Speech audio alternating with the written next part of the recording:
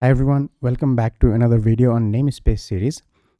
In the previous video, I talked about local namespace, and in this video, we are going to discuss what a global namespace is.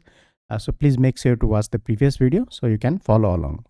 Before we actually start this video, I want to introduce a term called module. So in Python, any Python file is basically referred to as module. So I'll be using either Python file or module throughout this video, so don't get confused.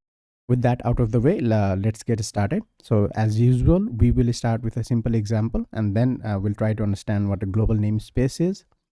So here I have a simple program. So I have a variable called x whose value is 15. Then I have a function which is called function1, and inside this function I'm printing the value of x. Then I'm invoking this function, and I also have this print statement which is outside the function. Now let's run and see what happens.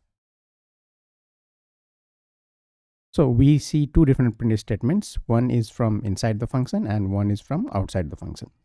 In the previous video, when we talked about local namespace, what I said was whenever we are inside a function, what Python does is it goes in the local namespace and looks for a variable that we are trying to access. In this case, we have not defined the variable yet, but still we are able to access this variable x, which is not in the local namespace.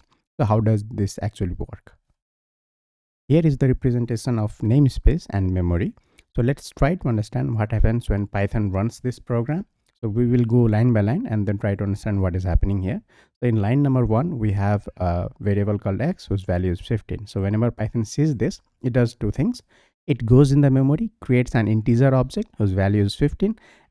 It assigns this address to this name x in this global namespace and not inside any function, because right now we are not inside any function. Then we have this line number 4 where we define a function1. So whenever Python sees this, what Python does is it creates a local namespace for this function1, something like this. And inside this function, we have not declared any variable yet, so this namespace will be empty. And now we have this function call, and we have finally this print statement. So whenever we invoke this function and when we are inside this function, what Python does is when it sees that we are trying to access any variable, it goes in the local namespace. It looks for the entry of this name, whether or not we have defined it. If not, then it does not immediately return. What it does is now it goes to this global namespace and it looks for the variable or the name inside this namespace. And if it finds that entry, then it brings back the value. And that's why we can see the value of x in the function1 is 15, because the way Python works is it first looks in the local namespace. If it does not find anything there, then it goes to the global namespace. So anything that we declare outside the function, it goes in the global namespace, and anything that is in a global namespace is accessible to every function, everything in this program. So here we have only one function. If we were to have multiple functions, all of those functions could access anything that we have declared in our global namespace, or basically which is not inside any function. So let's try this out. I will create another function and I'll just copy the previous one, paste it. I will just rename and then change the print statement from function1 to function2. And now let's invoke this function as well. Now let's run it. As you can see, we can access this x from any of our functions without even declaring it. This is what a global namespace is.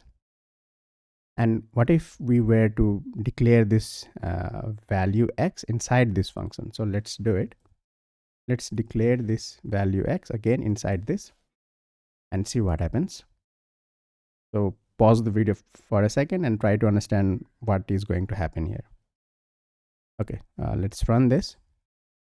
So as you can see, we have two different values of x. So when we are inside function1, the value of x is 100. But when we are in function2, the value of x is still 15, and the value of x outside still remains 15. So as explained earlier, when we are inside this function1, whatever we define goes in this local namespace. So this local namespace would be something like this. It will have an entry for x, and in the memory we'll have an integer object whose value would be 100, and we'll have some address associated to it. Let's call it address 2. and then we'll have this entry for it, and let's assign the address. So when we are inside this function one, what Python does is it says that we are trying to access a name or a variable. First thing it will do is it will go in the local namespace, and if it finds the entry here, it will bring back the value from here itself. So that's why we see the value is 100. But when we are in this function where we don't have any variable defined yet, in this case, the namespace, the local namespace for this function is empty. So first Python will look in the local namespace. If it does not find anything, then it goes to the global namespace. And because in the global namespace, we do have an entry, it fetches the value.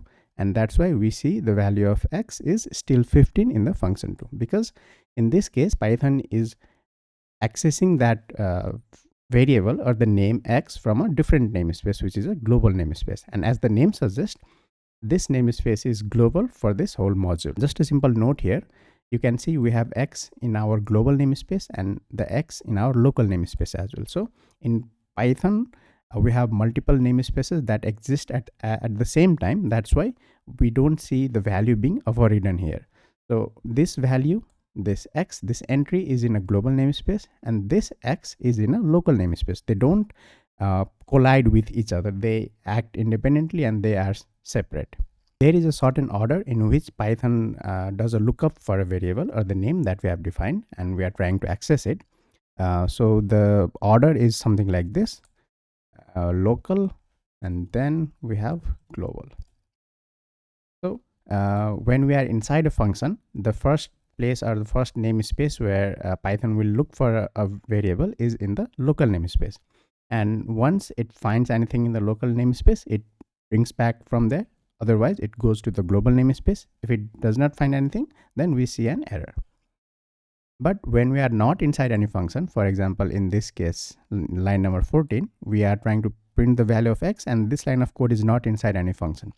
So in this case, the way Python does the lookup for this name is that now it will start from the global namespace, because right now it is not inside any function. So first it will go in the global namespace. If it does not find anything there, then it will simply throw us an error. It won't go back to the local namespace. So just to demonstrate that, let's uncomment this x, and I will also uncomment this function too, because it will throw an error. So now we have this function 1, we have defined a variable called x, and now we are invoking this function, and finally we try to print the value of x from outside this function. As expected, we can see that inside the function 1, we can access the value x, and whose value is 100. But when we are outside this function, we can no longer access this value x. So the way Python looks up for a variable is from local to global based on where it is. So if it is inside the function, it will start from local and then eventually go to global. But when it is not inside any function, it will start from the global, and then if it does not find anything there, we see that we have an error. Let's concentrate on this word called global. So here, even though the word suggests that this is a global, this is not global in a true sense, meaning whatever we define here is global only for this Python file or only for this module. So let's say if you have multiple Python files in the same project, in that case, you would have multiple global namespaces.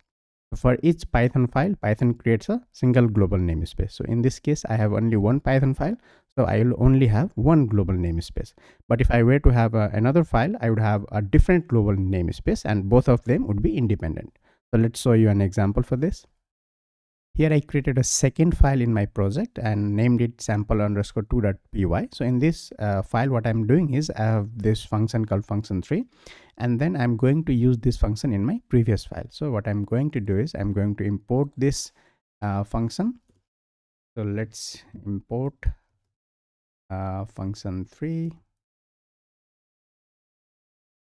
And what I'm going to do is, along with these functions, I'm going to invoke function3 as well. Okay, and now let's run it. Before I'm going to run it, pause the video for a moment and try to analyze what would be the output of this program. Okay, let's run it. Okay, so in function 1, we see that the value of x is 100 because we defined x as 100 here. That's why in the local namespace, it has an entry. So we see the value 100. But in function 2, we see that the value is still 15, which we had defined here. And now in the function 3, what we see here, value of x when called from function 3 is 5. So in this case, let's go and look into the code of this function 3. So in function 3, what you can see here is that it is trying to access this x from the global namespace. And this x is in our global namespace. So its function 3 should have access to this x equals to 15. But we see the value of x is still 5. And in the last line, we see that the value of x in our global namespace is still 15. So why do we see two different values? The answer is because it has two different global namespaces. So what Python does is, for this file sample_2.py, it creates a separate global namespace, and inside that it has an entry for x, and the value points to this memory address whose value is 15. And in this file, it creates a different global namespace. So in memory, it would look something like this.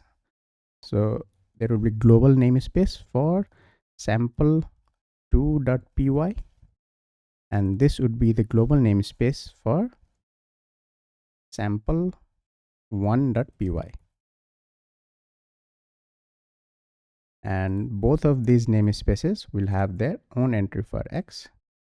In this case, here we'll have an object of integer whose value is 5, and this will point here. So let's add a text, address 3, and here it will point to address 3. So don't get confused when you read this term global. It is not global for your whole project. This is global for your specific Python file. So if you have multiple projects, if you have multiple modules, multiple files, then all of those files have their own global namespaces and they exist independently. This is how it would look in the memory. So let's assume this is our whole program, which has two different files, sample2 and sample1. In sample1, we have this global variable called x, and in sample2, we have again same global variable but different value. So in the memory, what Python does is it creates this, let's say, boundary or something like that. And for this file, it has its own single global namespace, but it can have multiple local namespaces based on how many functions it has. So sample1.py has two different functions. So you can see we have two different local namespaces, but it has only one global namespace. When we look at sample2.py, it has only one function. So it will have only one global namespace and only one local namespace. In function 1, we have an entry for x. So we'll have this entry for x, which points to memory address whose value is 100. And in function 2, it will be empty because we have not defined anything in the function 2. Same thing for function 3, which is in sample2.py file. We don't have any variable inside the function, so it will be empty. So let's try to look at what is happening. So we will start with, let's start with this line. So when we run this line, print, here what Python will do is to access this variable, the way it will look up for this name is that because we are inside a function, it will go in the local namespace of this module, sample1.py. And then from here, it will see that it has an entry. So it will bring the value. So we see the print value 15. When we are in function 2, what it will do is it will again go in the local namespace of sample1.py, and it sees that there is no entry. So the next thing it will do is now it will go to the global namespace of this module and not of this one. And in the global module, we do have an entry, and that's why we see the value is 15. And when we run this line of the code, which is function 3, when we invoke the function 3, what we do is we have this print statement and we try to access the value of x.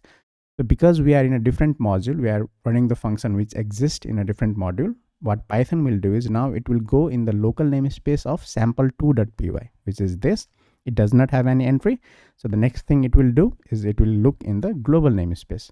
So now when it goes to the global namespace, it sees that there is an entry for x and it brings back this value.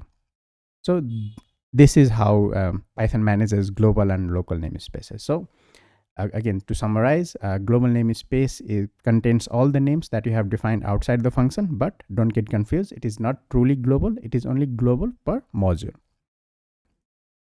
Similar to locals, which gives you the current state of your local namespace, we also have a function called globals, which gives you the current state of your global namespace. So let's print that globals. So now let's run it. As you can see, we have lots of things inside this global namespace and not just the ones that we have defined. So if you look at it, you have lots of things like built-ins, files, functions, and then we have this entry for X.